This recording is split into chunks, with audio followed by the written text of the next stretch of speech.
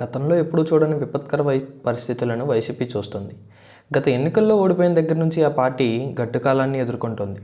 151 స్థానాల్లో ఘన విజయం సాధించిన ఆ పార్టీ 2024 ఎన్నికల్లో కేవలం 11 స్థానాలకు పరిమితమైంది. 175 అసెంబ్లీ స్థానాలకు గాను కూటమి ఏకంగా 164 ఎమ్మెల్యే సీట్లను కైవసం చేసుకుంది. అధికారం వైసీపీ కేవలం 11 స్థానాల్లో మాత్రమే విజయం సాధించింది. వైసీపీ కీలక నేతలు, మంత్రులు ఈ ఎన్నికల్లో ఘోరంగా ఓడిపోవడం జరిగింది.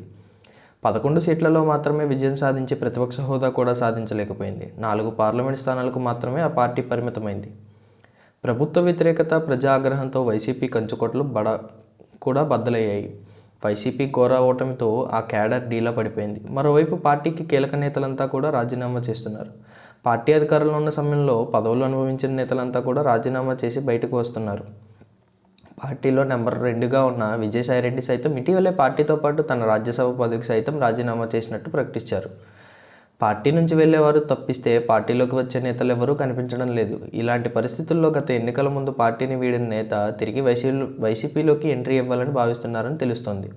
ఆ నేత మరెవరో కాదు, సీనియర్ నేత కాపు రామచంద్రారెడ్డి. గత సార్వత్రిక ఎన్నికల ముందు ఆయన వైసీపీని వీడి బీజేపీలో చేరారు. రాయలసీమలోని అనంతపురం జిల్లా రాయదుర్గం నియోజకవర్గం నుంచి పలుమార్లు ఎమ్మెల్యేగా కాపు రామచంద్రారెడ్డి విజయం సాధించారు. 2019 ఎన్నికల్లో వైసీపీ నుంచి ఎమ్మెల్యేగా విజయం సాధించిన ఆయనకు తిరిగి టికెట్ ఇవ్వడానికి జగన్ నిరాకరించారు.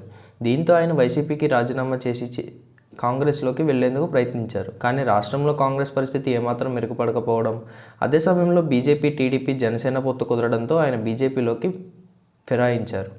గత ఎన్నికల్లో ఏపీఐఐసీ కార్పొరేషన్ చైర్మన్గా ఉన్న మెట్టు గోవిందరెడ్డి వైసీపీ తరపున పోటీ చేసి ఓడిపోయారు.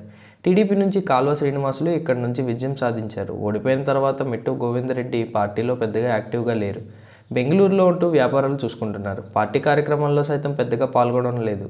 దీంతో పార్టీ క్యాడర్ తీవ్ర నిరాశలో మునిగిపోయింది. ఇదే సమయంలో కాపు రామచంద్రారెడ్డి సైతం తిరిగి వైసీపీలో చేరాలని చూస్తున్నారనే ప్రచారం జరుగుతోంది. బీజేపీలో పెద్దగా ప్రాధాన్యత లేకపోవడంతో తిరిగి ఆయన తన సొంత గూటికి చేరుకోవాలని చూస్తున్నారని తెలుస్తోంది. జగన్తో తనకున్న సాన్నిహిత్యం కారణంగా ఆయన తిరిగి వైసీపీలో చేరాలని చూస్తున్నట్లు సమాచారం అందుతోంది. అన్నీ అనుకున్నట్టుగా జరిగితే జగన్ జిల్లాల పర్యటన సమయంలో ఆయన వైసీపీ తీర్థం పుచ్చుకునే అవకాశాలు కనిపిస్తున్నాయి. మరోవైపు గతేడాది జరిగిన సార్వత్రిక ఎన్నికల్లో వైసీపీ ఘోర ఓటమిని మూటగట్టుకుంది. 2019 ఎన్నికల్లో 151 సీట్లు ఘన విజయం సాధించి అధికారంలోకి వచ్చిన వైసీపీ తీవ్ర ప్రజాగ్రహానికి లోనై కేవలం 11 సీట్లతో మాత్రమే విజయం సాధించగలిగింది. 2019 ఎన్నికల్లో 22 పార్లమెంట్ స్థానాలకు గెలుచుకున్న ఆ పార్టీ ఈసారి 4 పార్లమెంట్ స్థానాలకు మాత్రమే పరిమితమైంది. ప్రభుత్వ వ్యతిరేకత, ప్రజాగ్రహంతో వైసీపీ కంచుకోటలు సైతం బద్దలయ్యాయి. ప్రతిపక్ష హోదాకు కావాల్సిన సీట్లను కూడా సాధించలేకపోయింది. పార్టీ దారుణ ఓటమితో వైసీపీ కీలక నాయకులు సైలెంట్ అయ్యారు. మరికొందరు నాయకులు పార్టీని వీడుతున్నారు. దీంతో జగన్ ఇప్పట్లో కోలుకోవడం కష్టమే అనే అభిప్రాయం వ్యక్తమవుతుంది. అయితే ఎవరూ ఊహించని విధంగా జగన్ బౌన్స్ బ్యాక్ అవుతున్నారు. ప్రజల్లో తాను చేసిన మంచి ఇంకా బ్రతికే ఉందని జగన్ నమ్ముతున్నారు.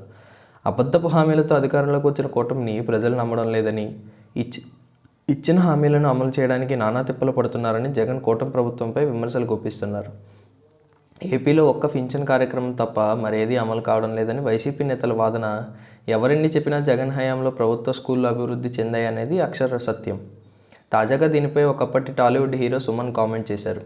ఆయన తాజాగా మీడియాతో మాట్లాడుతూ జగన్ పార్టీ ఓటమిపై రియాక్ట్ అయ్యారు. సుమన్ మాట్లాడుతూ, గ్రామీణ ప్రాంతాల్లో చెత్తగా ఉన్న ప్రభుత్వ పాఠశాలను జగన్ హయాంలో అద్భుతంగా తీర్చిదిద్దారన్నారు. డిజిటల్ బోర్డులు, టాయిలెట్స్ మెరుగుపరిచారన్నారు. పేదలకు నేరుగా ఇంటికే పెన్షన్ అందించారని, ఇవన్నీ జగన్ ప్రభుత్వంలో తనకు నచ్చాయని సుమన్ చెప్పుకొచ్చారు. అయితే జగన్ పాలనలో కొన్ని ప్లస్, కొన్ని మైనస్ పాయింట్స్ ఉన్నాయన్న సుమన్ తన దృష్టిలో జగన్ది అసలు ఓటమే కాదని చెప్పుకొచ్చారు. మోదీ, పవన్, చంద్రబాబు ఒకవైపు, జగన్ ఒక్కడే ఒకవైపు. అయినప్పటికీ వాళ్లకు జగన్ చాలా టఫ్ ఫైట్ ఇచ్చారని, తక్కువ మార్జిన్తో ఓడిపోయారన్నారు. ఇక్కడ సీట్లు చూడకూడదని, వైసీపీకి వచ్చిన ఓట్లను మాత్రమే చూడాలని ఆయన పేర్కొన్నారు. జగన్ హయాంలో విద్య, వైద్యం, పెన్షన్ పథకాలు బాగా అమలు చేశారని, కరోనా సమయంలో జగన్ చాలా బాగా హ్యాండిల్ చేశారని సుమన్ ప్రశంసలు కురిపించారు. ప్రస్తుతం సుమన్ మాట్లాడిన వీడియో సోషల్ మీడియాలో వైరల్గా మారింది.